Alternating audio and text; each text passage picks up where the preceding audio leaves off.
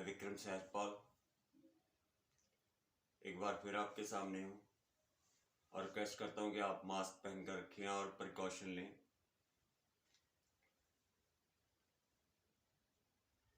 आज मैं आपसे बात करने जा रहा हूँ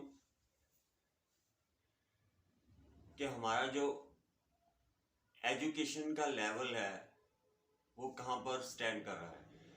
तो जैसे मैं बेसिकली पंजाब से बिलोंग करता हूँ और मैं एक आर्ट्स ट्रेनर हूँ और उसके साथ साथ टीचर हूँ, स्टूडेंट्स को टीच करता हूँ। इस लाइन में मुझे लगभग 22 साल होने को आए हैं।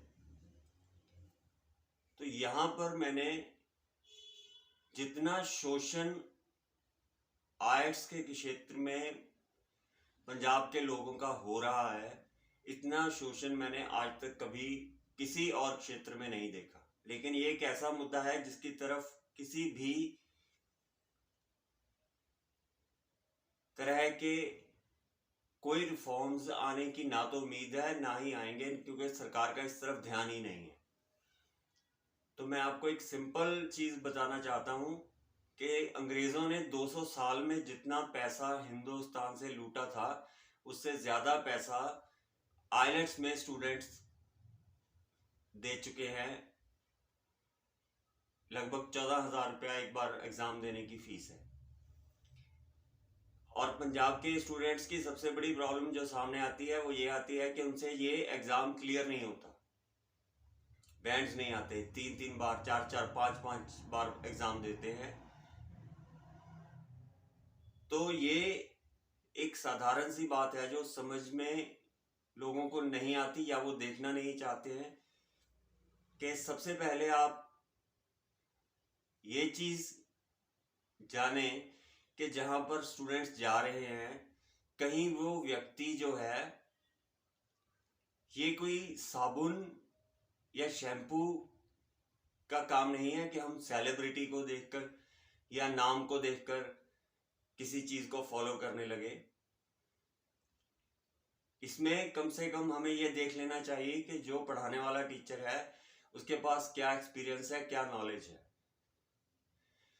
तो यहाँ पर इस चीज को कमर्शियलाइज करके इनकम का सोर्स तैयार किया जा रहा है सारे पंजाब में, और इसकी तरफ किसी का कोई ध्यान नहीं है कि कोई पैरामीटर सेट किए जाएं कम से कम, जिसमें हम ये देख सकें कि कोई अध्यापक जो आईएलटीएस की कोचिंग दे रहा है या शिक्षा दे रहा है वो खुद इतना काबिल है, उसे है नॉलेज इस बारे में, उसका ग्रामेटिकल स्ट्रक्चर अच्छा है, उसको सारे स्किल्स हैं, फोनेटिक्स की नॉलेज है, उसे सेंटेंस फॉर्मेशन, वोकैबुलरी, ये सभी चीजें जो है इनका सारे सभी चीजों का कोऑर्डिनेशन जो है वो बहुत ही महत्वपूर्ण है। और स्टूडेंट्स को हम सभी को एक ही थाली में रखकर नहीं चल सकते। हमें ये देखना पड़ेगा कि हर एक स्टूडेंट की जो है वो मानसिक तौर पर उसकी काबिलियत अलग होती है, उसकी समझ अलग होती है, उसके सीखने का तरीका अलग होता है। तो हर एक स्टूडेंट को उसके हिसाब से टैकल करना पड़ता है, तो जिससे कि प्रोडक्टिव रिजल्ट आते हैं।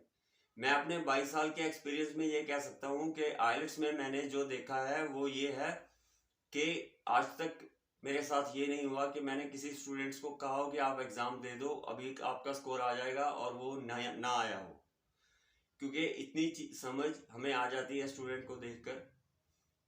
तो इस विषय पर जितने हैं हम बेसिकली ये देख लेते हैं कि बड़े बड़े नाम हैं, बड़े बड़े इंस्टीट्यूट बना रखे हैं, बड़ा महंगा इंफ्रास्ट्रक्चर है, यहाँ पर भेज देते हैं बच्चों को, तो वहां से ये लर्न करके आ जाएंगे या वहां से ये टेस्ट क्लियर कर लेंगे। ऐसा नहीं होता है।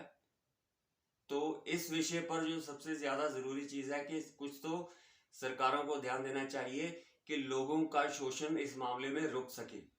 जो उनको लूटा जा रहा है वो लगातार 2-2-3-3 साल तक, 6 महीने से लेकर 2-2-3-3 साल तक वो अपनी फीस पे करते रहते हैं और उसके बाद उनसे टेस्ट क्लियर नहीं होता। तो इसमें क्या है कि हम ना तो उनको वो इंग्लिश का एटमॉस्फेयर दिया जाता है एक पैरामीटर्स की तरह, जो 5.5-6 बैंड के आसपास जो स्टूडेंट्स बाहर नहीं जा पाते हैं उन लड़कियों को वो यहाँ पर ट्रेनर अपॉइंट कर देते हैं तो यहीं से आप अंदाज़ा लगा लीजिए कि वो व्यक्ति आपको या वो टीचर क्या सिखाएगा जो खुद इस मामले में सक्सेसफुल नहीं हुआ और जो खुद इस मामले में इंग्लिश की नॉलेज नहीं रखता। आप उनसे कोई रैंडमली क्वेश्चन पूछ लीजिए तो आपको कभी उसका सही आंसर अगर मिल जाए तो मैं जवाब दे दूं। यहाँ पर मैंने बहुत ज़्यादा, क्योंकि मेरे सामने ये हुआ है कि मैं ऐसे आपको सैकड़ों स्टूडेंट बता सकता हूँ जो पढ़कर गए हैं और पढ़ने के बाद टीचिंग लाइन में चले गए, खुद टीचर बन गए। तो ये जो चीज़ है ये सबसे बड़ा नुकसान पहुंचा रही है हमारे समाज के लिए। हार्ड अर्न्ड मनी मैंने देखा है कि कोई लेबरर है, कोई दुकानदार है, कोई छोटा बिजनेसमैन है, कोई बहुत छोटा किसान है, वो पता नहीं कैसे पैसे अरेंज करता है, कहाँ से करता है, कैसे लाता है। कुछ लड़कियां, कुछ बच्चे जॉब करते हैं, पार्ट टाइम जॉब्स करके उसके बाद अपनी आईलेट्स की फीस इकट्ठी करते हैं, फिर पढ़ने जाते हैं। तो बड़ी मुश्किल से वो ये सभी चीज़ें अरेंज कर पाते हैं, फिर भी आईलेट्स क्लियर नहीं हो पाता।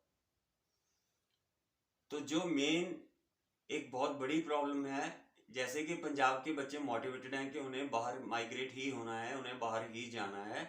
तो अगर एक पूरे का पूरा यूथ जो है वो एक तरफ अपना ध्यान लगा चुका है कि मैंने अपनी ज़िंदगी ऐसे बनानी है, तो इसमें कोई बुराई भी नहीं है।